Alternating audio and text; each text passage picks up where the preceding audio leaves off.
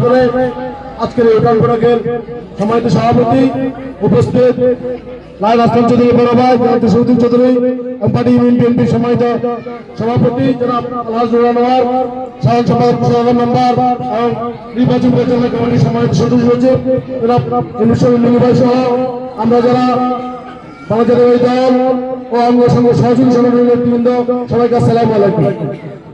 আপনারা জানেন আগে 12 ফেব্রুয়ারি নির্বাচন, সেই নির্বাচনে আপনাদেরকে আহ্বান জানাই প্রত্যেককে ভোট কেন্দ্রে যাওয়ার জন্য।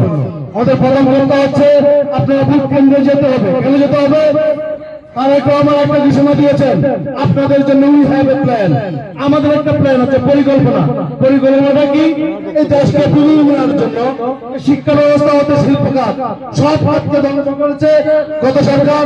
তার একটা কারণও ছিল এই যে মানুষ ভোট কেন্দ্রে না যাওয়ার কারণে, তারা এক্সিট পাওয়ার কারণে এই দেশকে নিয়ে তারা অনেক খেলেছে।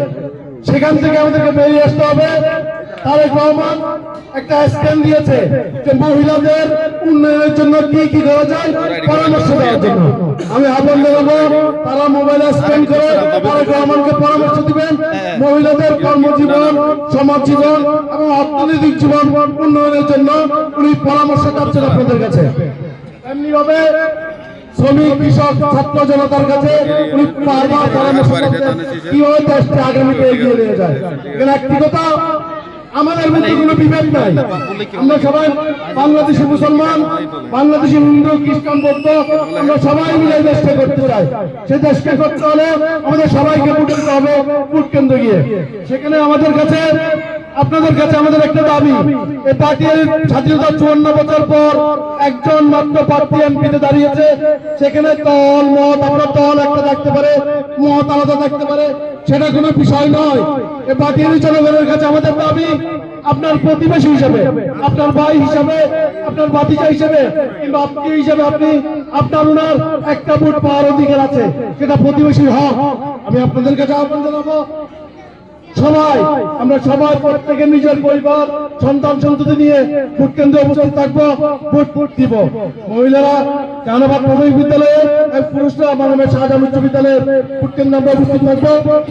এখানে একটি ব্যাপার হচ্ছে, রাষ্ট্রপতি বেগম খালেদা জিয়া এবং শহীদ রাষ্ট্রপতি জিয়াউর রহমানের বাংলাদেশ নিয়ে যে পরিকল্পনা, সেখান থেকে আমাদের ডাইনামিক লিডার তারেক রহমান পরিকল্পনা দিচ্ছেন। সেই পরিকল্পনায় আগামীতে ইনশাআল্লাহ বাংলাদেশ স্বনির্ভর হবে।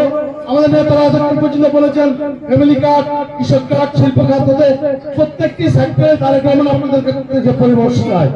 এই পরামর্শের ভিত্তিতে আগামীতে যেখানে কারো পরামর্শ নিতে হতো না, একদমই ভাবে দেশ পরিচালনা করা হয়েছে। কিন্তু সেই তারেক রহমান আপনাদের সবার কাছে পরামর্শ চাই, সে পরামর্শ দেশকে বিনির্মাণ করতে চায়। পরিশেষে আমি সবাইকে আহ্বান জানাবো, প্রতিবেশীর হক হিসেবে, আমাদের পার্টির লোক হিসেবে সবাই 12 তারিখ কেন্দ্রে যাবেন।